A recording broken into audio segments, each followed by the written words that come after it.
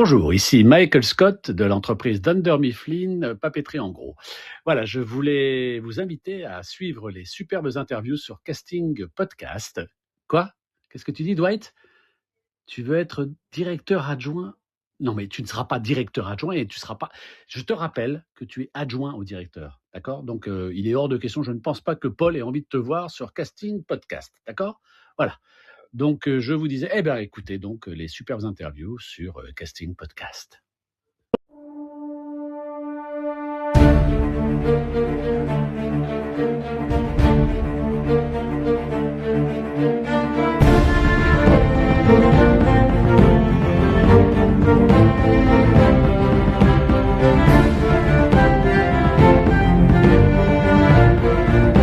Eh bien, bonjour à toutes et tous, bienvenue dans Casting Podcast. Aujourd'hui, je suis en compagnie de Constantin Papas. Bonjour Constantin. Bonjour.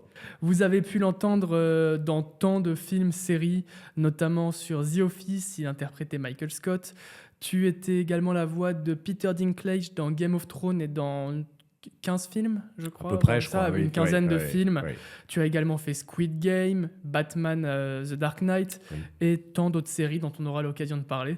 Est-ce que je peux te laisser te présenter ? Eh bien, écoute, donc, je suis Constantin Papas, je suis comédien, donc avant toute chose, je dirais.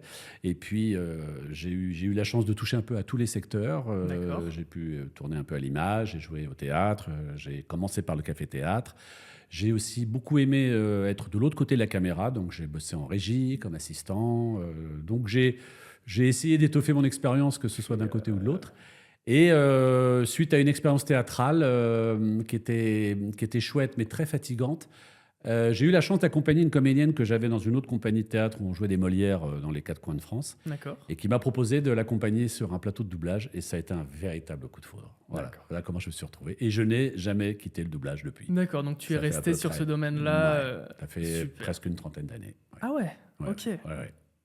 Donc, on a pu également t'entendre du coup sur Jujutsu Kaisen en animé, sur God of War en jeu vidéo, tant de films et séries qui sont cultes et autres. Donc, tu nous disais que tu as commencé par le théâtre, tu as été touche à tout dans le domaine artistique. Oui. Et ton premier rôle, du coup, où tu as accompagné une comédienne. Ouais. Alors, ça a été une expérience catastrophique. Mais maintenant que je fais de la formation, je forme maintenant des comédiens au doublage. Je leur dis que c'est par les erreurs qu'on apprend encore plus vite. C'est en se plantant qu'on le sait. Et on m'avait donné la chance de faire un petit bout d'essai parce que j'assistais. Tu sais, c'était la méthode qu'on avait il y a à peu près 30 ans. On avait la chance d'assister. Maintenant, malheureusement, ça a un peu changé parce que beaucoup de choses sont passées en confidentialité, donc on ne peut pas faire rentrer des gens qui n'ont rien à faire sur le projet dans un studio. Et il y a eu le Covid qui est passé par là, donc on minimise aussi le nombre de personnes dans le studio. Bref. Mais à l'époque, on tapait à la porte, on pouvait rentrer. Et donc on assistait. Puis un jour, le directeur artistique, le DA, dit tiens, Constantin, puisque tu es là, tiens, fais-moi ce petit bonhomme, comme ça je t'en. Et donc on m'a mis sur un déménageur qui était en train de transporter avec un autre gars une armoire et j'ai rien fait de ce qu'il fallait faire. C'est-à-dire que l'armoire, c'était quand même une genre armoire normande, donc fallait, tu vas faire l'effort. J'ai fait ça sans effort. On était dans la rue, j'ai pas porté. J'avais aucun code de doublage, aucun. Donc, on m'a remis d'équerre, on m'a expliqué, tu vois, là, il porte un truc lourd, donc fais-nous croire que tu portes un truc lourd, etc. Donc, c'est une expérience à la fois amusante, mais en même temps pas traumatisante, parce que le DA était très chouette. Je sais plus qui c'est, d'ailleurs, tu vois, je me rappelle même plus qui m'a donné ma première chance. Mais voilà, et puis suite à ça, écoute, ça n'a pas été une catastrophe, puisque j'ai fait beaucoup de chemin là-dedans. Voilà. Oui, voilà. Donc, tu fais la voix régulière de plusieurs rôles, de plusieurs comédiens. On a parlé de Peter Dinklage. Oui. Comment est-ce que ça se passe aujourd'hui ? Est-ce que tu passes quand même les essais sur ces rôles ? Ça dépend En fait, ce sont surtout les clients qui déterminent ça. D'accord. En règle générale, on est référencé. Il est certain que plus tu le fais, plus tu as de chances qu'on te mette d'office. Mais ce n'est pas toujours le cas. Parfois, le client dit non, moi j'aimerais bien des essais. Donc tu es sur la liste quand même, puisqu'ils savent que tu l'as fait. Alors, je dis ça, mais ce n'est pas non plus systématique. Il y a des gens qui peuvent t'écarter parce que il y a des gens qui n'aiment pas ton travail, qui n'ont pas envie de travailler avec toi. Bref, ça fait partie des coulisses et c'est dans tous les secteurs professionnels.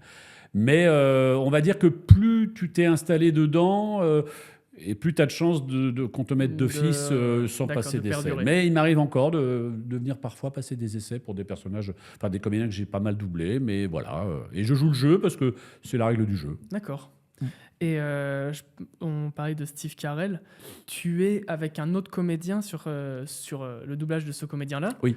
Donc c'est pareil, Pourquoi du coup, vous passez les essais à chaque fois pour le coup, ou c'est Alors- à la demande du client Alors, comme tu expliquais le client est très important parce D'accord. que c'est un copain, c'est Maurice de Coster qui le fait de l'autre côté. Et Maurice l'avait fait dans 40 ans et toujours puceau, qui a été fait par Universal. Oui. Et donc, ce qui est très bien, c'est qu'Universal est très fidèle à Maurice, et moi j'aime bien parce que voilà, tu vois, ça. Du coup, ça c'est fait qu'un aussi ça. client reste fidèle. Donc à chaque fois, voilà, si Carell fait quelque chose pour Universal, ce sera Maurice. D'accord. En revanche, quand c'était la Warner ou ailleurs, c'était moi. Il est arrivé qu'on fasse passer des essais pour Steve Carell, où Maurice et moi, nous étions sur les essais, et puis après, que le meilleur gagne. mais ça se passe très bien avec Maurice. Ouais, écoute, il sait, moi je sais, et puis voilà, et puis on se félicite quand on l'a, et puis voilà. Voilà. Et quand c'est lui, je préfère que ce soit lui, tu vois. Je me dis, Maurice le Y a connaît, pas de- ouais, tu vois, je voudrais pas encore un tiers, ça serait ridicule, tu vois. Il n'y a ça pas ferait de trop monde. jalousie entre comédiens. Enfin, il y en a, mais en tout cas, pas entre moi et Maurice. D'accord. Non, Pas non, sur le partage de non, Steve Carell. du tout, exactement. On t'a également entendu sur beaucoup de dessins animés, animation japonaise, sur les Chevaliers du Zodiaque, Yu Yu Hakusho, désolé pour la prononciation. Pas de souci. J'ai Est-ce eu que autant de mal que toi à le Ouais, dire. Et je continue à avoir du mal à le dire, donc. Et Jujutsu Kaisen plus récemment. Oui. C'est une autre difficulté, l'animation. Oui. Ouais. Oui, parce que ça n'est pas de l'humain. C'est un dessinateur qui a projeté dans son dessin ce que lui ferait, tu vois, ou sur une commande de quelque chose. Donc, oui, le point de départ est humain, mais la finalité n'est pas humaine. C'est pas comme une fiction où tu as un réel comédien, de la vraie chair. Donc, il y a quand même une part de... On n'a pas l'œil. Donc, c'est beaucoup plus difficile. En revanche, c'est plus difficile de l'humaniser, de lui mettre du sentiment, parce que c'est du plaqué, hein, c'est pas de la 3D, tu vois. En revanche, ce qui est formidable avec l'anime, c'est que tu peux mettre toutes les voix que tu veux. Si je vais mettre une voix comme ça sur une fiction, je vais être ridicule, sauf si vraiment le comédien le fait exprès. Mais en dessin animé, ça passe. Tu peux très bien faire des voix, ça passe plus facilement. Je ne sais pas pourquoi, mais c'est comme ça. Ouais, tu peux vraiment t'amuser. C'est peut-être le fait qu'il y ait moins d'expression sur le visage qui permet d'adapter. Je pense. Ouais, les codes sont pas les mêmes en fait, tu vois. Donc on peut vraiment s'amuser. Et d'ailleurs, beaucoup de comédiens, je vois quand je fais mes stages avec les comédiens, beaucoup, je leur dis, mais pourquoi le doublage? Et ils me disent, ah, c'est pour faire de l'anime. Ils veulent tous faire de l'animation. Et je sais que derrière ça, c'est parce que c'est les créations de voix, en fait, qu'on a moins quand même en fiction, nettement moins. Ouais. En dehors du coup de ton métier du doublage, est-ce que tu as des grandes passions Oui. J'aime beaucoup la photo. La photo, ouais, ok. J'aime beaucoup la photo. Je suis fan du PSG. J'ai beaucoup aimé, je continue encore, mais j'ai pris un peu de retrait. J'aime beaucoup la psychanalyse. Ça a été quelque chose, pour être moi-même passé sur un divan. Il y a même un moment donné, j'avais songé peut-être aller sur le fauteuil, tu vois. Et puis, j'assistais à beaucoup de séances je ne me rappelle plus le nom de l'hôpital, mais c'était pas Sainte-Anne, je ne sais plus où c'était. Donc, il y avait des conférences avec des psys. J'y allais beaucoup. J'ai eu moins de temps. Je m'en suis un peu éloigné parce qu'il faut prendre à un moment donné du recul aussi, sinon on devient trop mental. Ouais, mais je reste fasciné. Et puis, je suis surtout l'humain me passionne vraiment, me fascine. M'intéresse, c'est une richesse de tous les jours d'essayer de comprendre comment on fonctionne là-dedans. Et du coup, pour rebondir à ça, est-ce que tu as eu des personnages, des rôles qui t'ont permis de lier passion et personnage? Oh, c'est une bonne question, ça. Oui, Ted Lasso. Ted Lasso, parce que ça traite de football. Alors, c'est un prétexte, hein, c'est pas le football le principal, tu vois, la principale raison de cette série, mais c'est l'humanité de cet homme, la recherche systématique de qu'est-ce qu'il peut faire pour rendre un homme heureux, qu'il grandisse. Il le dit lui-même, il dit, c'est pas les résultats qui me comptent, c'est l'homme que vous allez devenir. Moi, je trouve ça extraordinaire. Et il m'a fait beaucoup de bien, ce personnage. Et manifestement, il a fait beaucoup de bien aux gens qui ont regardé la série. Et franchement, ouais, là, il y a eu un lien entre ce personnage et cette passion que j'avais pour l'humain, tu vois. Ouais, j'y ai trouvé. Et très sincèrement, je suis rentré dans ce personnage, mais hyper facilement, quoi. Super. Donc là, ça t'a permis de lier football, absolument, la passion, et doublage. Exactement. Et ça devait être génial. Ouais. Et c'était très bien. C'est une super série, d'ailleurs, je la recommande. C'est vraiment chouette. Et les voix que les gens te demandent le plus souvent de faire, que ce soit, je sais pas si on te reconnaît des fois dans la rue en voix. Écoute, ça m'est arrivé deux fois. 3 fois en fait maintenant. La première fois, c'était dans la rue, figure-toi, je sortais de studio, j'appelle ma femme, donc tu sais, très discrètement avec ton portable, oui, je rentre, là, je viens de finir, je rentre, et tu sais, tu es concentré sur ta conversation, mais tu vois une silhouette passer, tu sais, et tu sens qu'elle te regarde un peu, donc je vois cette personne attacher son vélo, tu vois, et puis moi, je me dirige vers le métro, puis genre, monsieur, je suis appelé comme ça. Alors ça, je supporte pas, donc je ne me retourne pas, je rentre dans le métro, je descends sur le quai et je reconnais la silhouette que j'avais vue là-haut venir me rejoindre et se mettre devant moi et très gentiment me dire « Pardonnez-moi de vous déranger, mais je voulais juste savoir, est-ce que c'est vous la voix de Tyrion Lannister ?» Et là, moi, j'étais scotché. Je dis « Mais… » Il me dit « Vous étiez en train de parler avec votre femme et j'ai entendu. » Je dis « Merde alors, incroyable, tu vois. » Donc ça, c'était la toute première fois. La deuxième, ça a été assez psychopathe. J'avais dû faire une interview qui est passée sur YouTube. C'était en été, on était dans les montagnes avec ma femme et à 2000 mètres d'altitude, on avait pris, tu sais, le remont de pente pour monter tout là-haut, faire une promenade. Et donc, on est accueillis par le gars là-haut, tu sais, qui nous fait descendre du truc et tout. Et puis, on revient 2 heures après, et c'était toujours lui. Et il se pose devant moi comme ça, et il fait « Monsieur », il me montre comme ça, je sais qui vous êtes. Et là, t'es là, on n'est que 2, avec cet homme en face de toi, personne autour. Tu fais « S'il sort une lame… » Je suis foutu. Je suis mort. Seul en montagne, en alors, plus. t'es là, et il me regarde, il me fait « Vous êtes Constantin Papas ». Et là, tu fais « Quoi ?» Enfin, tu vois, et là, il m'explique, il me dit, j'ai vu il y a 3 jours votre vidéo, mais c'est incroyable, tu vois, t'es en haut des montagnes à 2000 mètres et t'as un seul gars qui… Donc c'était la deuxième fois, et la troisième fois, c'était au restaurant. On était toute une famille, il y avait mes neveux, mes nièces, mes beaux-frères, et puis je parlais, et puis à un moment donné, il y avait un coucher de soleil derrière nous qui était super, donc je me lève pour prendre une photo du coucher de soleil et je retourne à la table et là j'ai un couple qui me dit excusez-nous de vous déranger mais on voulait juste savoir est-ce que c'est vous qui faites Michael Scott dans The Office. D'accord. Et là pareil tu fais waouh. Okay. Parce que je considère que je n'ai pas forcément une voix très reconnaissable. Elle l'est manifestement, oui. Un petit peu, mais j'ai pas ce truc où tu vas aller acheter ton pain et la boulangère va s'arrêter, tu vois. Alors que si tu avais Benoît Alman qui parle, d'un seul coup, tu as Morgan Freeman. Enfin, tu vois, il y a Patrick Poivet, tu as Bruce Willis, tu vois. Emmanuel Curtil. Moi, tu vois, Curtil, tu l'as, tu vois. Et encore, Manu, il est un peu caméléon, mais on peut effectivement, sur une intention, une tonalité, l'entendre. Moi, je ne me casse pas là-dedans, tu vois. Surtout dans ton rire. On entend Michael Scott dans ton rire, c'est… Peut-être que c'est là où je me fais avoir. Ah ouais, je pense que le rire, oui, il y a certainement. Ouais, avec Tyrion, il a une voix, il est plus grave. Je suis obligé d'aller le chercher beaucoup plus dans les graves. Ah, absolument. Alors que Carell, c'est la légèreté, tu as vu, il a une voix très légère. Donc, il n'a jamais un rôle de grand méchant, Carell. C'est très rare, c'est très rare. Ça m'est arrivé de le faire 1 ou 2 fois, mais encore, c'était pas… Une fois, c'était un beau-père qui se comportait vraiment pas bien avec son beau-fils, donc pas très sympathique. Et il y a eu un film, mais c'est pas moi qui l'ai fait, c'était Foxcatcher. C'est une histoire vraie. C'est un milliardaire. Alors là, il s'est fait un look incroyable. Il s'est mis des cotons-tiges dans les joues, tu vois.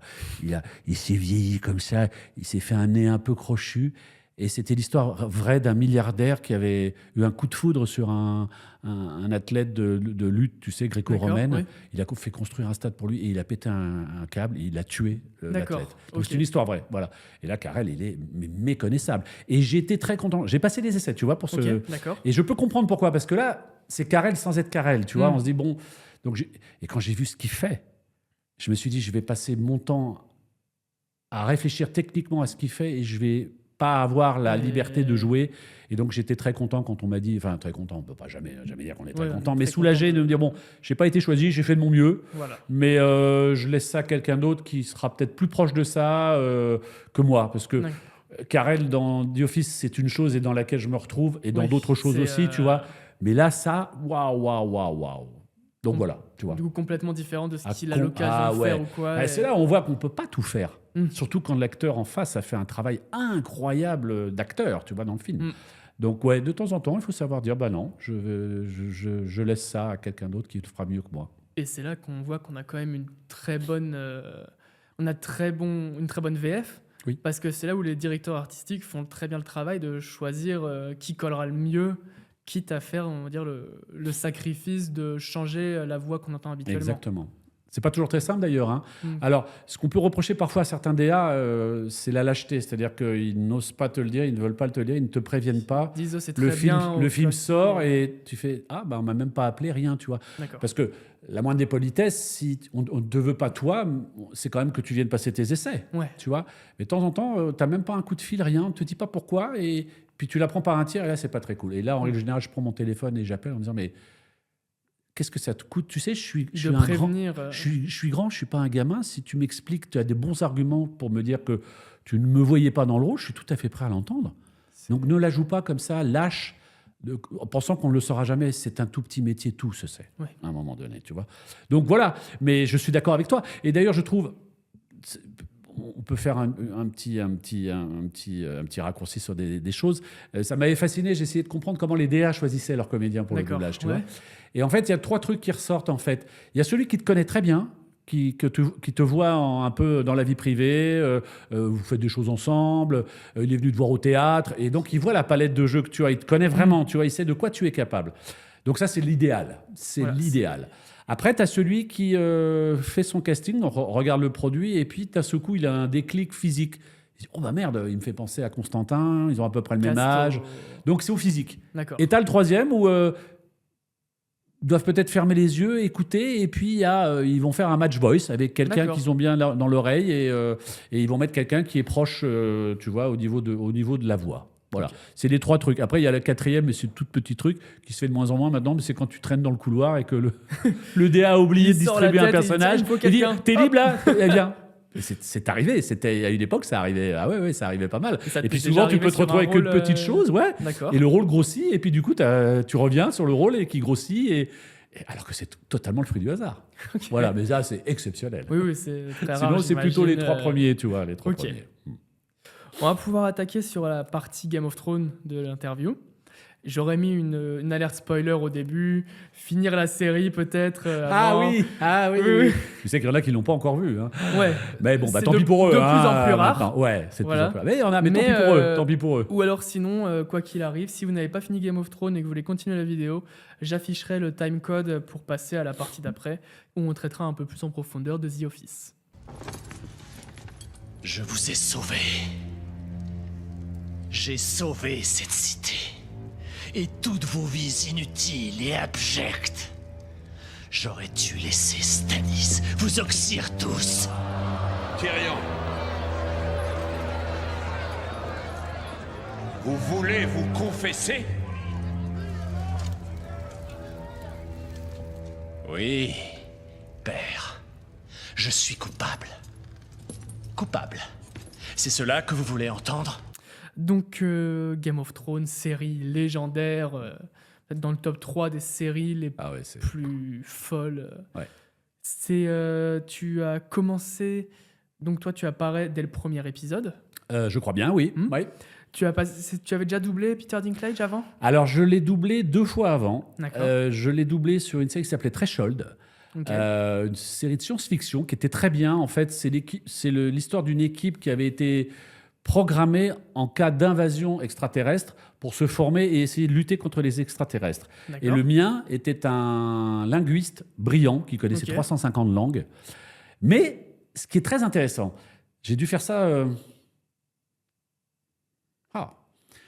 bien 15 ans avant Game of Thrones, tu vois.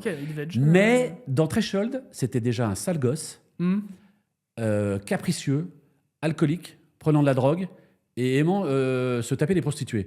Donc on est vraiment dans le Tyrion Lannister du début de Game, tu vois. Les pattes. Ça m'a scotché, tu vois. Donc et alors pour l'anecdote, je sais que tu es friand d'anecdotes, c'était Georges Caudron, paix son âme, qui m'avait mis sur les essais de Threshold. Et quand je suis arrivé, il me dit, bah ouais, c'est ton personnage, je veux voir arriver Dinklage. Je le regarde, je fais, tu te fous de ma gueule, c'est pas possible. Mais non, mais tu verras, tu seras très bien sur un nain, etc. Rends-le hargneux, tous les nains sont hargneux. Alors ça me faisait toujours rire. Et puis je les ai eus, les essais, tu vois. Et voilà, et puis il a fait des choses. Alors il y a eu, alors tu vois, Maurice revient encore de Coster. Maurice l'a fait dans Joyeuses Funérailles. D'accord. Et moi, je l'ai fait dans un remake de Joyeuses Funérailles fait par les Blacks américains. Ok. Et il était le seul qui était resté la première, Ok, donc la il première joue dans version l'original anglaise. et le remake. Exactement. Donc je me suis retrouvé, par contre, je l'ai fait là-dedans, tu vois. Et je l'ai fait quand il est apparu dans cette série avec les chirurgiens esthétiques, là. Comment ça s'appelait cette série? C'était 2 médecins, tu sais, qui font la chirurgie.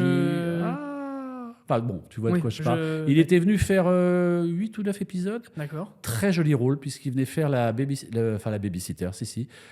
Il avait été recruté pour être celui qui s'occuperait du bébé de la femme d'un des 2 chirurgiens. Et ils avaient vu qu'il avait une malformation alors qu'il était encore qu'un fœtus. Et donc, il y a tout un truc très intéressant entre son handicap à lui et d'expliquer à cette femme que c'est pas bien grave. Handicap dans son rôle. Voilà, exactement. Parce que c'est vrai que quand on te voit, c'est plus ou moins l'inverse de Peter Dinklage. Tu es très grand. Oui. Tu es très grand. Et je peux te dire que qu'est-ce qu'il y a eu comme crise de rigolade entre Threshold et Game of Thrones, des guests qui venaient, surtout sur Threshold, il y avait souvent des guests qui venaient. Des femmes pour faire des prostituées différentes. C'était assez sérieux, D'accord. mais lui il était en plus il avait un gars avec qui il était l'autre était plutôt un geek et ils s'entendaient très bien tous les deux. Ça c'était, on va dire, la version un peu comique. Oui, il y avait des choses comiques, mais c'était surtout de la SF, tu vois, pour lutter contre la science-fiction, le protocole, gouvernement, CIA, tout le machin, tu vois. Mais il y avait des petits moments rigolos, quoi. Et comment te dire, et quand je suis arrivé sur Game of Thrones, je retrouvais ce personnage sale gosse, se tapant des putes, buvant comme un trou, tu vois, voilà. Sauf qu'après, il y a une évolution extraordinaire. C'est un peu aussi, on va dire, le même type de personnage qui joue dans le film Pixel. Oui, c'était vraiment gosse, ça. Ah oui, vraiment le petit con. Il le fait si bien. Ah ouais. Et c'est ça qui est génial. Ouais. C'est ça qui est génial, c'est qu'il le fait très bien. Il le fait très bien. Il a beaucoup d'insolence.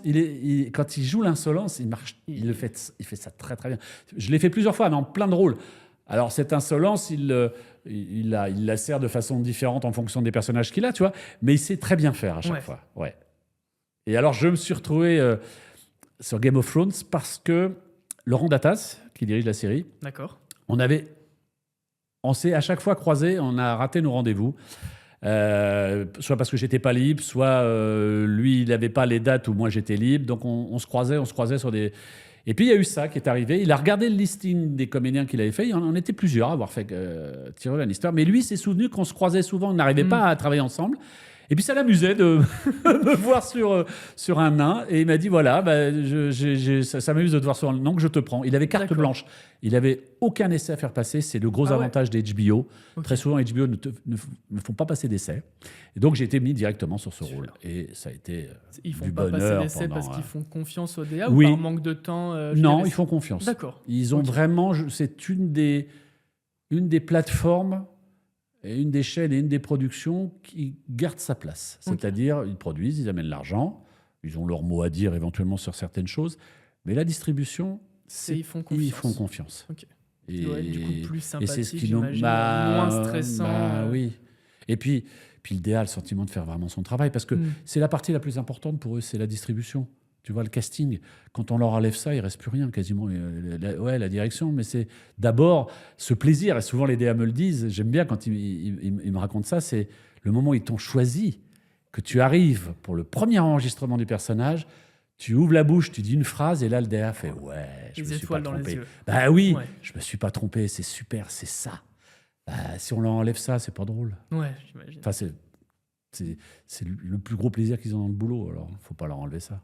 Puis ils le connaissent, le boulot. Ils ne font pas de conneries. Oui. Il y a un manque de confiance évident. Et puis il y a surtout un jeu d'ego terrible. Maintenant, c'est que de l'ego. Tout le monde veut mettre son grain de sel, même là où ça ne les concerne pas. Même sur les trucs où ils s'y connaissent moins, ils veulent avoir le contrôle. Ah oui, il faut que chacun garde sa place. Et c'est d'ailleurs, quand les gens font ça, qu'on a le meilleur travail. Sinon, ça part dans tout part à volo. Rien ne se fait de bien, finalement. Et ça n'a aucun intérêt. On disait que Tyrion apparaît dès le premier épisode. Oui. Je crois que sa première apparition, il doit être dans de la paille avec des... Oui. Il avait été une encore délégation passe à côté. une nuit d'ivresse. Voilà, comme il sait si bien le faire. Oui, ça devait être... Il finit la série La main du roi. Ouais. Pas mal, hein. Tu l'avais vu venir? Non. Son Alors, il y a ascension. eu un petit moment, on s'est dit, c'est peut-être lui qui va prendre la D'accord. couronne, tu vois. Puis après, je me suis dit, non, ça va pas être lui. Et puis, tu sais, au tout début, quand on a vu Stark se faire dézinguer Vous êtes dit que dès le début, tu fais, personne oh n'était là. à l'abri. Personne. Tu peux venir travailler un mercredi et puis Ah fin ouais. de contrat. Ah ouais. Ouais. Et d'ailleurs, c'est drôle parce que j'ai une anecdote avec mon fils. Il me demandait simplement quel était mon emploi du temps la semaine suivante pour savoir s'il pouvait prendre la voiture, tu vois, et tout ça. Et je lui ai dit, j'enregistre à dubbing Game of Thrones. Et là, il me hurle dessus. Il me dit, mais pourquoi tu me le dis? Si tu y vas, c'est que t'es encore en vie et tout. Je dis, putain, Alex. Aucun peux pas spoil à la deviner. maison. Ah non, mais surtout pas. État tu de vois. siège. Ah, surtout pas, ouais. Alors, j'ai eu ma vengeance. Parce que, alors, tant que les épisodes étaient diffusés aux États-Unis avant la VF, Alexandre, mon fils, les regardait, enfin, les téléchargeait le dimanche soir quand ils étaient diffusés aux États-Unis, mettait ça sur une clé USB et allait regarder ça avec les copains en VO. Voilà. Sauf qu'il y a eu une saison, je ne sais plus laquelle, la 4e ou la 5e peut-être, où on avait le matériel avant même la diffusion. C'est-à-dire qu'on avait fait le doublage avant même la diffusion américaine. Donc, je savais toutes les choses avant lui. C'était à l'époque où il avait un poil dans la main quand il faisait ses études. Et donc, j'ai dit, Alex, si tu ne te mets pas à bosser, je te spoil, je te pourris tout. Je te dis tout. Et ça a marché. Et voilà. Ça a marché. Il s'est mis au taf. Comme Le quoi. travail sous la menace. Voilà. Des fois, ça marche. Mais quelle drôle de menace. Ah oui. Mais bon, écoute, toutes les menaces sont valables si elles marchent. Sur la saison 4 ou 5, il y en avait des trucs. Il y avait des choses, ouais. Est-ce que quand tu vois la série, tu te dis qu'il y a un autre personnage que tu aurais aimé faire ou quoi ou, dans Game? Ouais, où tu te dis que Tyrion, c'est toi. C'est le plus intéressant surtout. Parce que j'aimais bien Jaime, mon frère, mais il a une toute petite évolution. Ouais. C'est un petit salaud au début et il s'humanise vers la fin, mais c'est pas un énorme changement. Jon Snow, formidable, mais il bouge pas. C'est le même tout le long du truc. Moi, c'est le brave tout le long. Ouais, tu vois, donc moi, franchement, j'ai eu un développement incroyable. Du petit lâche au stratège, au héros lors de la bataille de la Nera. Ah ouais. Et puis l'empathie, la compréhension, la gentillesse. Enfin, super personnage. Donc, non, finalement, c'est pour moi, j'ai été le plus gâté, je crois, de cette série. Vraiment. Parce que du coup, tu as dû doubler avec plus ou moins tout le monde. Vu qu'il voyage beaucoup. On essayait. Laurent, alors après, tu sais, c'est le problème des dispos de chacun. Est-ce que tu es libre, pas libre? Mais Laurent a fait un super boulot là-dessus. Il s'arrangeait vraiment pour que les scènes qu'on avait à faire avec nos partenaires, que les partenaires soient là avec nous. Et donc, par exemple, Varys, je crois que je les ai toutes faites avec lui, les scènes. Toutes. Ouais. Je crois que j'ai jamais été mis en track. Tu vois, une fois, je l'ai fait un jour et lui est venu faire le... Il s'est arrangé pour qu'on les fasse souvent ensemble. Je pense qu'avec ma sœur aussi, Cersei, j'ai dû les faire. Jaime, je les ai pas toujours. Et Daenerys, j'ai dû en faire beaucoup avec elle. Tu vois, donc ils s'arrangeaient. C'était le hasard. C'est vrai que s'ils étaient libres et moi j'étais libre les mêmes jours. Mais pour te faire rire, la scène où je tue Tywin, mon père, Philippe Catoire l'a fait la veille. D'accord. Et je savais pas le truc. Hein. Et je reçois un texto, donc j'enregistrais le mardi, il enregistrait le lundi. Et le lundi soir, j'ai mon téléphone qui s'allume, je vois Philippe Catoire. Je te remercie. Je te déteste. Et j'ai compris le lendemain pourquoi, parce que je venais de lui faire perdre son personnage. C'est vrai que tout tient à un fil. Game of Thrones. Mais c'est vraiment... qu'on s'attend pas. Tu te rends compte, ça s'est décidé comme ça. La scène, il est sur les toilettes. Incroyable. C'est improbable. Toutes les morts sont improbables. Même les noces de c'est terrible, quoi. Il va jusqu'au bout. Enfin, c'est en ça que cette série, elle est quand même extraordinaire. Ils ont été au bout de tout. Il n'y a pas de héros à l'abri. On va au bout des choses. À rien. On va au bout. Ça, c'est... Et il montre le gore. Oui. Mais rien de gratuit, entre guillemets, tout est justifié. Jamais, exactement. En revanche, il fallait s'accrocher au départ parce que mettre en ligne toutes ces familles, les enjeux, etc., il fallait être concentré parce que c'était très riche au départ. Après, ça s'est dilué, bien, on oui, comprend c'est mieux. que Au assez début, vite, il en manquait les un 7 bon couronnes, machin, voilà, fallait s'accrocher. Comme assez vite, il finit par en manquer un bon paquet. Ça, Voilà, c'est plus ça fait facile. moins à se concentrer. Tu t'accroches, voilà, c'est ça. Je me dis, à combien de reprises est-ce que tu t'es dit, c'est foutu, c'est fini? Une seule fois. D'accord. C'est quand c'est lors de la bataille de Port-Réal et il se prend un coup de sabre sur la face. C'est là où il a sa cicatrice. Et là, le client était là. C'était Orange à l'époque et c'était Guillaume, je crois de son prénom. Et du coup, je me suis tourné vers lui et me dit non, tout va bien, Constantin. Okay. C'est le seul moment où là, j'ai paniqué quand même. Enfin, paniqué. Je voyais le potentiel du personnage. J'ai dit, ah non, il ne peut pas partir. Et après, très sincèrement, il était impossible qu'il parte. S'il part, il n'y a plus de série. La série s'écroule, vraiment. Donc après, je me disais, bon, il va peut-être perdre un bras, machin, mais mourir, non. Okay. Mourir, non. Je me disais, lui, il va aller au bout. Okay. Et il a été au bout. Et est-ce que, avec les comédiens qui restaient à la fin, vous vous attendiez à cette fin-là pour la série? Et qu'est-ce que tu en as pensé? Parce que je sais que la fin, elle est très... On n'en a pas parlé entre nous, figure-toi. D'accord. On n'en a pas parlé entre nous. C'est venu après la polémique.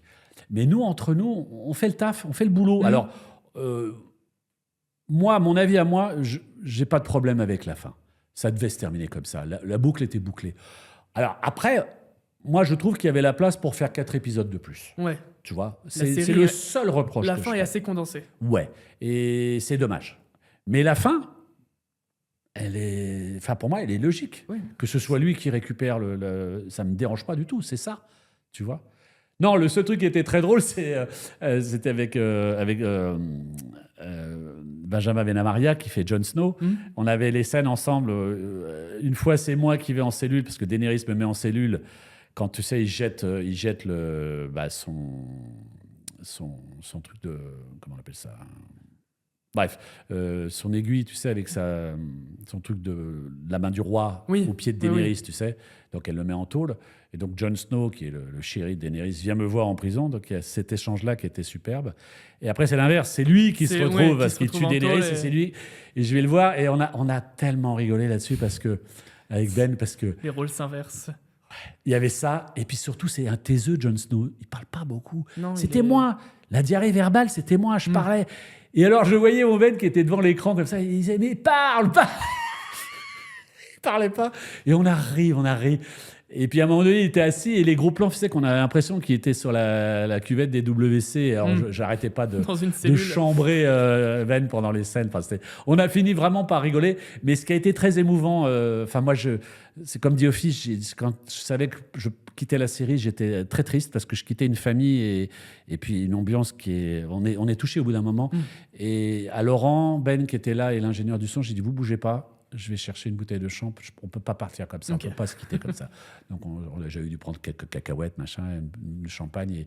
Et on s'est apaisé, tu sais. Ouais, on s'est posé pour faire une vraie finalité entre nous. C'était important pour moi. Je ne me voyais pas, bon, allez, salut les gars, à la prochaine. Non, parce que pas possible. Game of Thrones, ça s'est étalé sur combien d'années? Écoute, je crois que c'était tous les ans, sauf une saison où on a attendu 2 ans. Donc, on en a combien? Il y a 8 saisons. 8 saisons. Donc, ça s'est fait sur 9 ans. Donc, sur 9 ans, on s'attache au personnage. Ah bah grave. En plus, je me suis amusé. Alors, j'ai revu toute la série entièrement. Et même physiquement, qu'est-ce qui change, Peter Dinklage? On dirait un adolescent dans le premier épisode. Et après, il a cette grosse barbe. Il a pris une maturité. On voit que les 9 ans sont passés, quoi. Et tu l'as déjà rencontré, Peter Dinklage? Non. J'aurais... À un moment donné, j'ai failli prendre ma voiture pour aller au festival de Deauville, parce qu'il y était. Puis je me suis dit, je vais peut-être aller là-bas, puis il va y avoir des barrières, les gardes du corps, machin. Non, j'ai dit, si ça doit se faire, ça se fera. Je laisse le hasard et le destin faire les choses. Ouais. Et peut-être qu'il sera un jour sur une avant-première ou quoi sur Paris. Bien, à Paris, et que là, ça se fera, tu vois.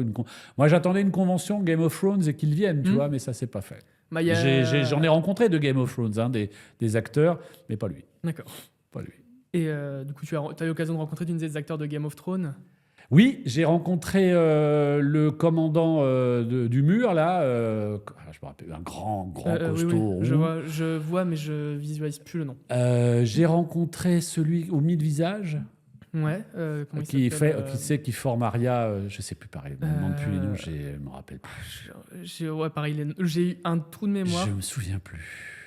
Je crois que ce sont les deux seuls. Et j'ai rencontré, ça c'était une très jolie rencontre, on est encore en contact, celui qui faisait les storyboards de Game of Thrones, le dessinateur. Et waouh, très sympa. Il devait avoir des... Mais alors, le pauvre, il travaillait dans des conditions, on lui construisait une cabane en bois parce que personne ne devait le voir, tu vois, c'est confident.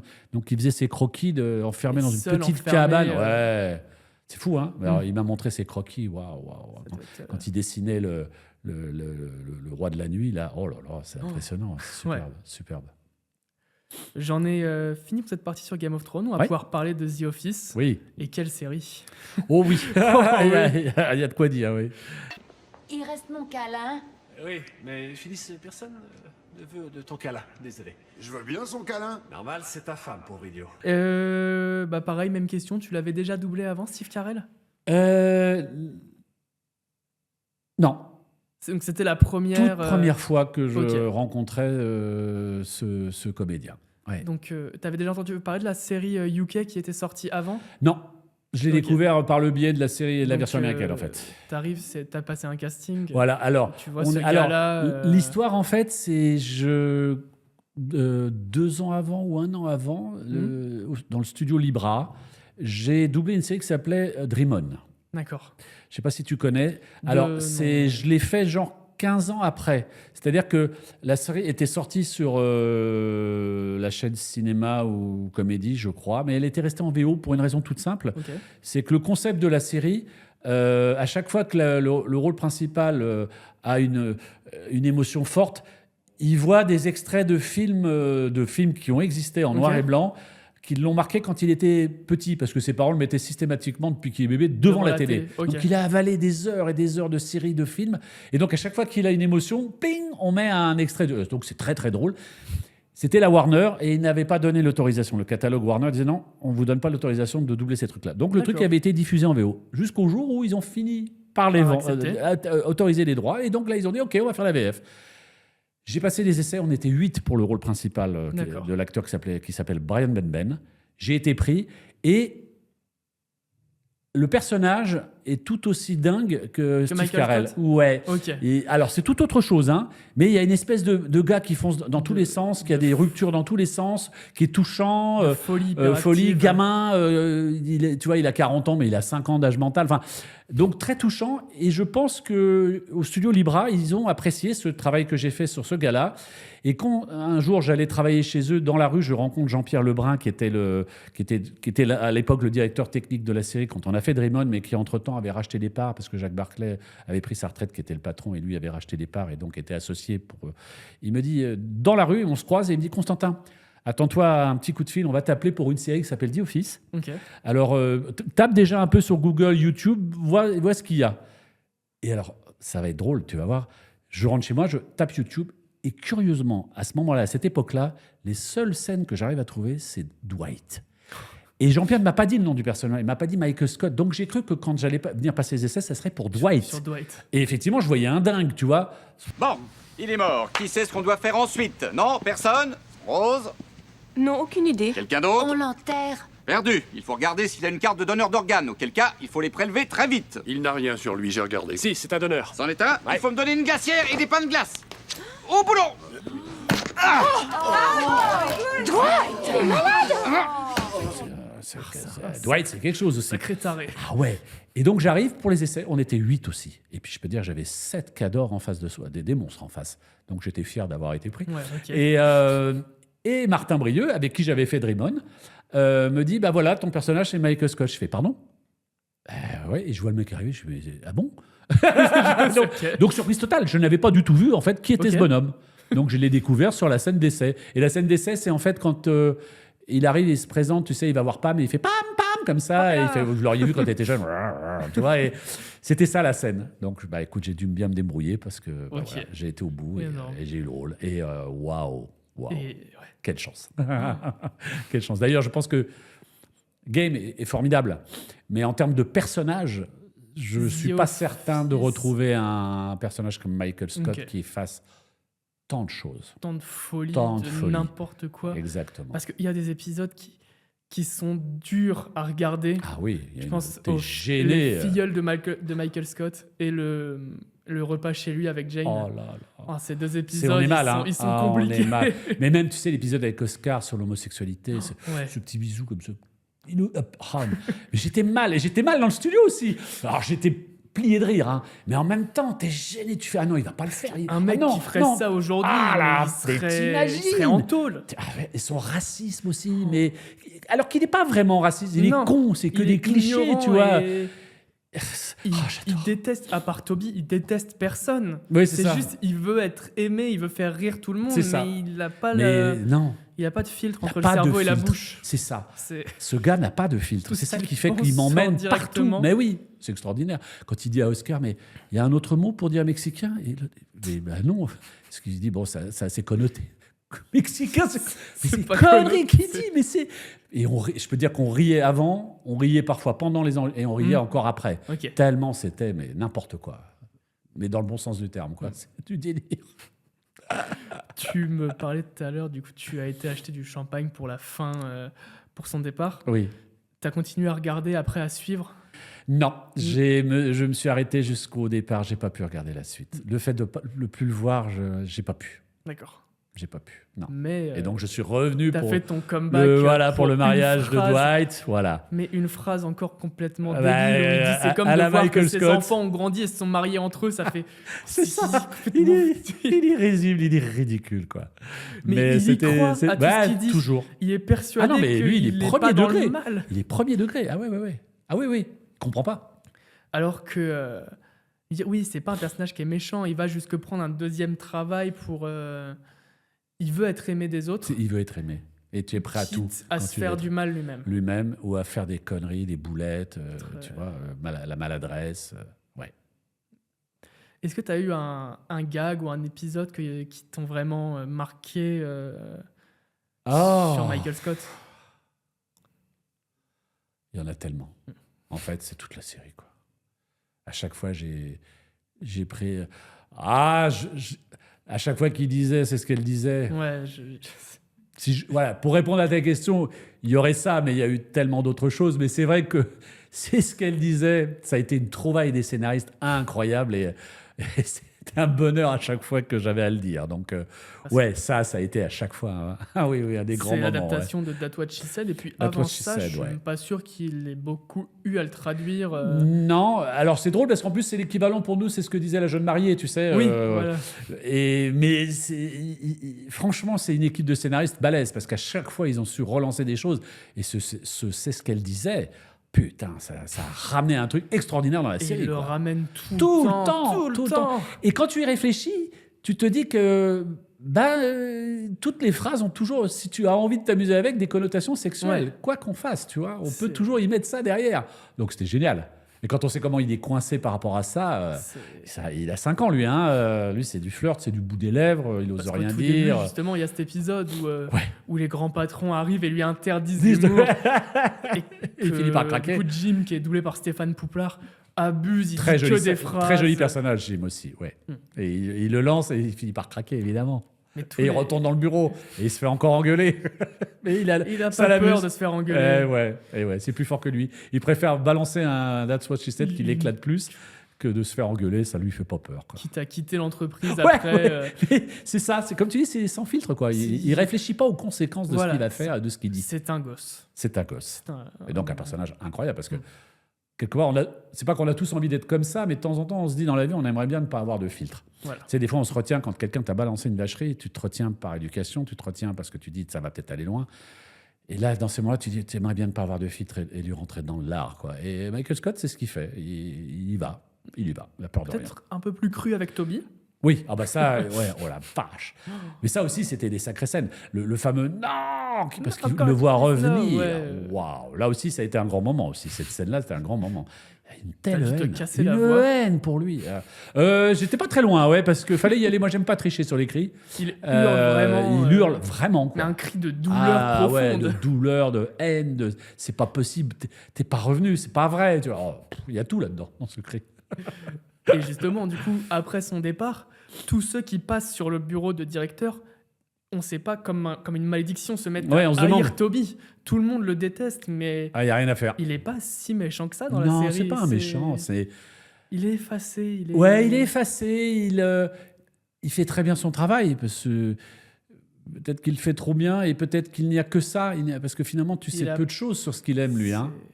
Et je pense que c'est ça aussi qui le fait qu'on s'écarte de lui, parce qu'on se dit, bon, il est un peu plat. il est un peu plat, quoi. Ça manque de Mais vie, quoi. je me demande s'il faisait pas partie des auteurs. Si, L'acteur, oui, donc c'est un auteur. c'était volontaire d'écrire des vannes où il se fait démolir. Absolument. Je pense que tout ce qui le concernait, lui, il devait peut-être les écrire, ouais. Beaucoup de dérision. Il avait bien son personnage en main, ouais.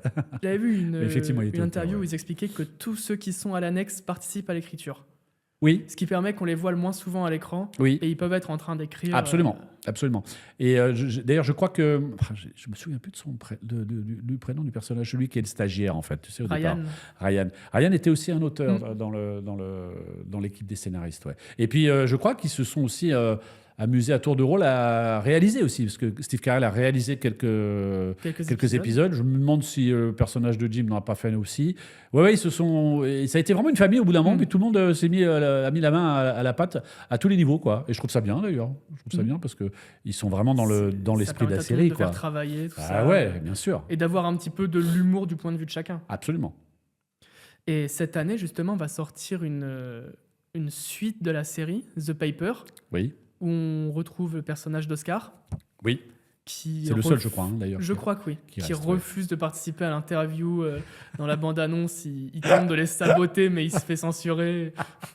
Oui, j'attends de voir ce que ça va donner, ça, de Paper. Ouais, Mais on va voir, oui. j'attends avec grande attention. Ça risque d'être sympa. Et je crois que The Office est une des séries qui a le plus de dénominations à travers le monde. Il y a Oui, eu une série qui a été française adaptée. au bureau. Ouais, Il y a eu la série anglaise avec Ouais, Ricky l'original. Gervais, Martin Freeman. l'original. Il y a eu la version québécoise, Ouais. si tu as l'occasion, ça s'appelle La Job, La Job. rien que le ok. titre. Il y a eu Une version indienne, je crois. indienne. Il y a une version australienne où ce ne sont que des femmes. D'accord. Il y a une série, il y a une japonaise, il y en a une d'Arabie Saoudite. Et franchement, mais qu'est-ce que j'ai rigolé. Parce qu'ils sont avec leur tenue, tu sais. Et si tu te rappelles, c'est l'extrait que j'ai vu sur YouTube, c'est le moment où Dwight veut simuler un incendie. D'accord. Et ça part en sucette. Et c'est cette scène-là que Il j'ai lance vue un avec chat la au travers le plafond. Exactement. Et c'est cette scène-là que j'ai vue avec la version d'Arabie Saoudite. Et c'est à pleurer de rire. Ils sont très drôles, hein. Ils sont très, très drôles. Et il y a des femmes et des hommes, je veux dire, là-dessus, il n'y a pas de. Tu vois. Et si tu as l'occasion, va voir ça, version Arabie Saoudite d'Office. C'est à pleurer de rire. J'essaye de trouver toutes les versions. Il y a la chilienne, il y en a beaucoup. Ok. Ouais, il y en a beaucoup. Ouais, Bah, j'essaierai d'afficher toutes les versions à l'écran. oui, parce que. Si j'ai assez de place. C'est peut-être une de celles qui a été le plus adaptée. Ouais.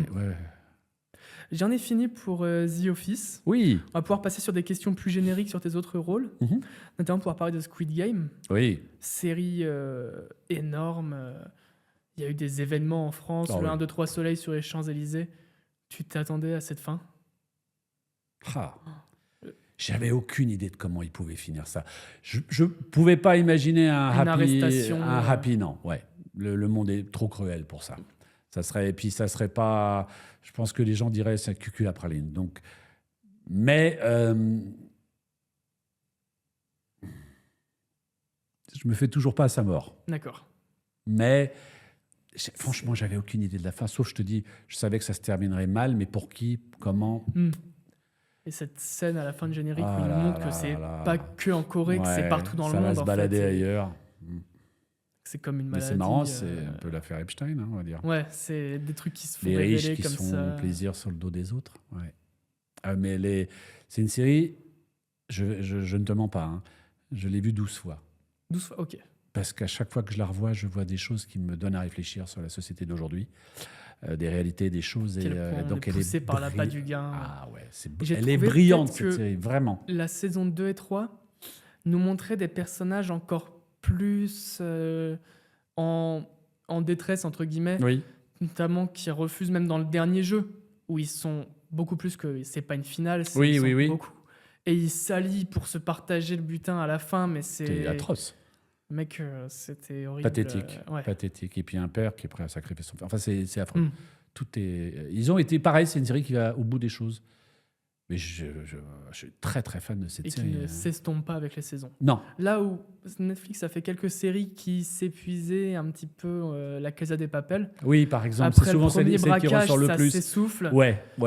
Squid Game va quand même... On Le a été deuxième au jeu bout, hein. ne dénature pas. Il Non. montre des jeux différents. Ouais. Ça reste différent, Ouais. mais il y a des nouveautés. Absolument. Non, elle est.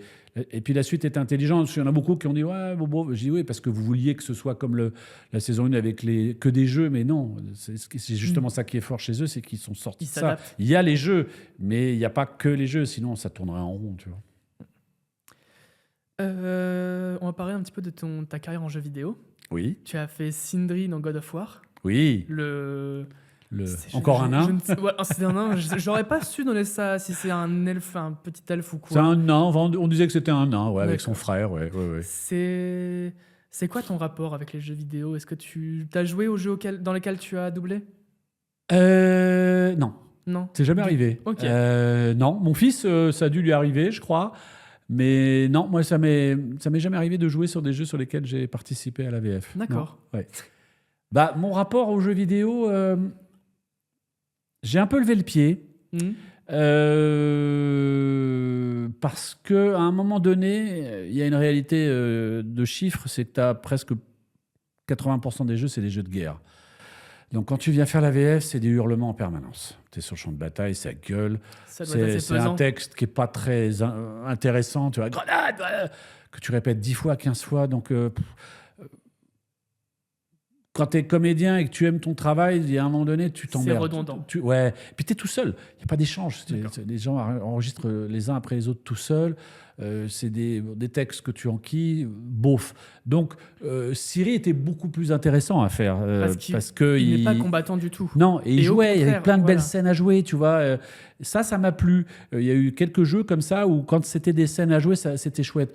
Mais quand je faisais Medal of Honor et tout, non, c'est du hurlement tout le temps et à un moment donné. Et puis, je risquais de me péter la voix, donc systématiquement, je refusais. Bah ouais, je me dis, alors du coup, je refusais de prendre du travail le lendemain parce que je savais pas si j'allais pas me péter les cordes. Enfin, tu vois, au bout d'un moment, bon, non. Okay. C'est pas. Faut en faire parce que quand on est comédien, il faut tout faire. Il faut passer partout. Ça peut être éclatant. Moi, je sais qu'il y a des comédiens qui adorent aller gueuler, donc ils continuent à en faire et c'est très bien. Moi, à un moment donné, avec l'âge que j'ai, les cordes vocales sont fragilisées. J'ai envie de faire des belles choses en doublage. Je vais pouvoir me poser sur mes cordes vocales et pas les mettre en danger. Donc j'ai un peu pris du recul par rapport aux jeux vidéo. Sauf si, comme je te dis, c'est des scènes calmes où je fais un philosophe qui donne son avis sur machin, un vieux sage. Alors là, ça me bat, tu vois. Mais les soldats qui hurlent, j'en ai marre. Mais on me prenait beaucoup parce qu'ils savent que je suis très généreux, je triche pas, donc j'y vais, tu vois. Mais à un moment donné, je suis fatigué. Je suis fatigué. La lassitude et la fatigue. Ma dernière question avant de passer au quiz, oui, elle est sur Double Face. Ah. Est-ce que est-ce qu'il y a un autre méchant de DC Comics qui te tape à l'œil quand tu te dis si lui il passait, j'aimerais pouvoir le doubler? Bah, j'avais le Joker. Ouais, mais Stéphane Ronchevski est tellement formidable, ce qu'il a fait dans Dark Knight, c'est extra. Donc, puis quand je vois le mien, je me dis, j'ai été gâté, tu vois. Et là, pareil, j'ai une anecdote à te raconter là-dessus. À ce moment-là, il y avait Ginny Gérard, était toujours en vie. Ginny Gérard est peut-être la plus grande directrice artistique qu'on ait jamais eue en doublage. Elle a lancé des quantités de comédiens, elle a fait des énormes films, enfin bon. Et donc, j'ai eu la chance d'arriver un peu à la fin de sa carrière à elle, mais j'ai eu le temps quand même de faire des très belles choses avec elle. Et quand j'ai fait The Office, Max la menace arrivait. Et donc, du fait de faire The Office, on m'a mis sur Steve Carell. Donc, c'était mon premier film cinéma avec lui. Et Jenny m'appelle. Alors, elle avait une petite voix comme ça. Elle disait, un petit Constantin. Alors, je sais qu'on sera à Saint-Ouen lundi après-midi, au studio de Saint-Ouen pour Max la menace. J'ai une petite bande-annonce à faire chez Cinéphase Porte de Vanves le lundi matin. Alors, si tu es d'accord, et que tu es en voiture, viens me rejoindre. Je te donne un petit truc à faire sur le film annonce, puis après, on retourne, on va au studio enregistrer l'après-midi avec ta voiture. Donc concrètement, je faisais le chauffeur de taxi, ça l'arrangeait, mais ça ne me dérangeait pas. En plus, tu sais, à l'époque, on venait faire des films annonces, mais on n'avait pas le rôle. Tu venais pour un cachet, et puis voilà. Et puis après, ils distribuaient qui voulait sur les rôles, tu vois. C'était différent de celles dans les films. Oui, non, pas forcément. En fait, tu pouvais avoir, je sais pas, je dis une bêtise, Robert De Niro, mais Jacques Frantz n'était pas là, donc on allait demander à un gars de venir le faire, mais le gars n'aurait pas le rôle, ça serait Jacques Frantz qu'on mettrait après pour le film, tu vois. Ce genre de choses. Mais il y a une époque, si les comédiens n'étaient pas très très connus à l'image, les Américains, on mettait un gars et puis après ils faisaient les choix après. Mais ils avaient le film annonce qui était passé 3 mois avant la sortie du film, tu vois. Donc j'ai interprété ça comme ça en me disant bon, voilà quoi. Donc je vais la rejoindre là-bas, puis elle me dit tu vois, c'est le petit blond là. Et le petit blond, c'était Aaron Eckhart, et le film, c'était Dark Knight. Donc je fais le truc, on part faire le machin. Une semaine après, elle me dit écoute, le client a beaucoup aimé ce que tu as fait, tu as le rôle. D'accord. Voilà comment je me suis retrouvé sur Double Face, tu vois. Ok. Mais pareil, méchant énorme. Et puis évolution géniale. Le chevalier blanc au départ. Psychanalyse et tout. Psychanalyse de Double Face. Il y a de quoi manger. Dire, hein. Il y a de quoi dire. Superbe rôle. Et puis quel acteur, Descartes. J'aime beaucoup. J'ai eu la chance de le faire encore quelques fois après. J'étais président des États-Unis avec lui dans la chute de la Maison Blanche et la chute de Londres et puis d'autres trucs. Mais j'aime bien Aaron Eckhart. Il y a quelque chose d'intéressant chez lui et il était très très bien. Donc c'est un bon souvenir, Dark Knight. Donc le Joker, ouais, mais Stéphane est tellement bien dedans que je vous dis, le travail était fait, il n'y a pas de souci, tu vois. Bon, et ben maintenant, on va pouvoir passer au petit quiz que j'ai préparé sur tes personnages. Oh là là. Rien de très compliqué. Ok, je vais tâcher d'être bon. Voilà. Bonjour, ici Tyrion Lannister. Je tenais à vous dire que nous avons organisé à Castle Rock un superbe quiz avec de superbes questions. Donc, un Lannister paie toujours ses dettes, certes. Je bois et je sais des choses, mais je sais également poser des questions pour avoir un superbe quiz. Donc, je vous invite à suivre ces superbes questions sur Casting Podcast, le quiz. Donc, première question. Dans The Office, Michael réalise un film, État d'alerte à minuit. Oh ouais. C'est un petit film fait avec que les acteurs du bureau. Ouais. Quel rôle joue Toby Flenderson, le responsable RH et ennemi juré de Michael Scott? Est-ce qu'il est Golden Face, le grand méchant?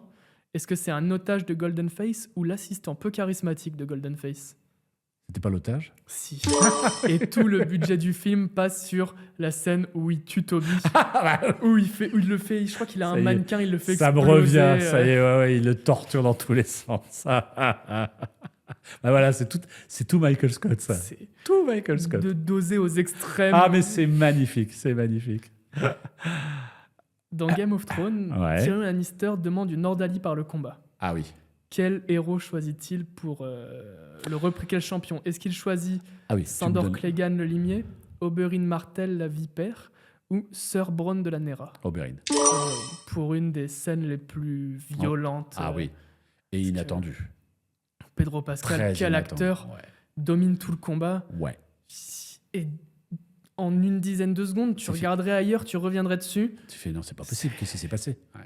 Surtout qu'il était prometteur comme personnage. Ouais, c'est très étonnant. Encore une fois, là, c'est la patte Game of Thrones. Du jour au lendemain. C'est ça.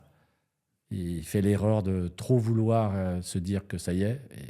Et la confiance. La partie n'est jamais finie. Ouais. On aurait dit une remontada. Toi qui es fan de foot aussi. Voilà, tu vois, c'est jamais gagné, tu vois. Ouais. Dans Squid Game saison 1, lors de l'épreuve des biscuits, quelle était la forme du biscuit de 456? Est-ce que c'était le triangle, l'étoile ou le parapluie? Le parapluie, le pauvre.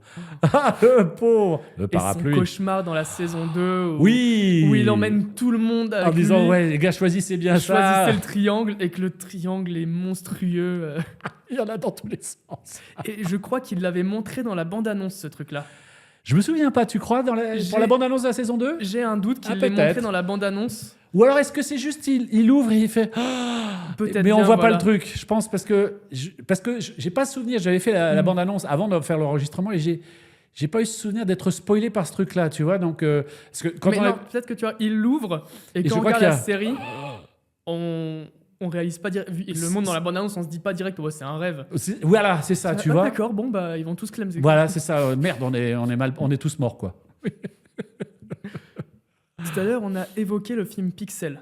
Oui. Qui était, quand j'étais petit, mon film cultissime. J'ai adoré. Ça a combien de temps, Pixel 2015, je crois. Ah oui, ça a quand même 10 ans. 11 ans même déjà. Ah ouais.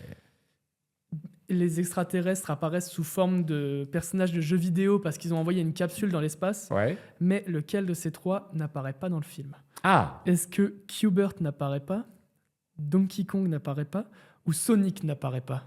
Sonic. Je crois pas que Sonic était tant un jeu d'arcade. Ou moins connu, peut-être plus récent. Je me vois pas jouer Donkey Kong, oui, dans les... Ah ouais, non, je crois pas qu'il soit sorti sur... Q*bert était peut-être moins connu Alors oui, ça c'était le moins connu. Et on l'a eu d'ailleurs sur les téléphones, hein. À un moment donné, sur les smartphones, on l'a eu, Q*bert. Doodle Jump peut-être bien, ouais. En tout cas, quelque chose adapté, oui, c'est ça, de ça. Un petit truc, un rond avec une trompe. C'est ça, et qui doit sauter, mais Sonic, je crois pas, non. Non. Mais ouais, ce film il était très drôle. Ah, c'était particulier, Pixel, très original, ouais. Une grosse équipe sur le film. Ah ouais, un gros casting. Adam Sandler, Peter Dinklage. Il y avait du lourd, hein. Ah, il y avait du lourd. Et puis j'ai adoré ce qu'a fait Dinklage là-dedans, avec sa petite queue de cheval derrière, sa petite veste en jean. Sa dégaine de beauf américain. Oh la vache, le ringard il dit un truc horrible, je crois, au créateur de Pac-Man. Vous voyez, j'ai fait de votre jeu ma pute. Mais ouais, c'est ça, exactement, j'en ai fait. Il est odieux. Et ils ont même fait venir, je sais pas si tu te souviens, une des sœurs de tennis, là, les sœurs Black, tu sais, lui, il est amoureux d'elle, il voudrait aller sur une île, tu sais, il dit ok, mais vous m'arrangez le coup et tout, tu vois. Je veux une île, un repas avec elle. C'est ça, voilà. Et je crois qu'il la voit et il dit ouais, j'aurais dû choisir Rihanna. Voilà, c'est ça, voilà. Parce qu'elle est très peu réceptive à son charme inexistant. Incroyable. Ah, il a peur de rien, lui. Oui, il jouait très bien le crétin odieux. Ah, mais terrible.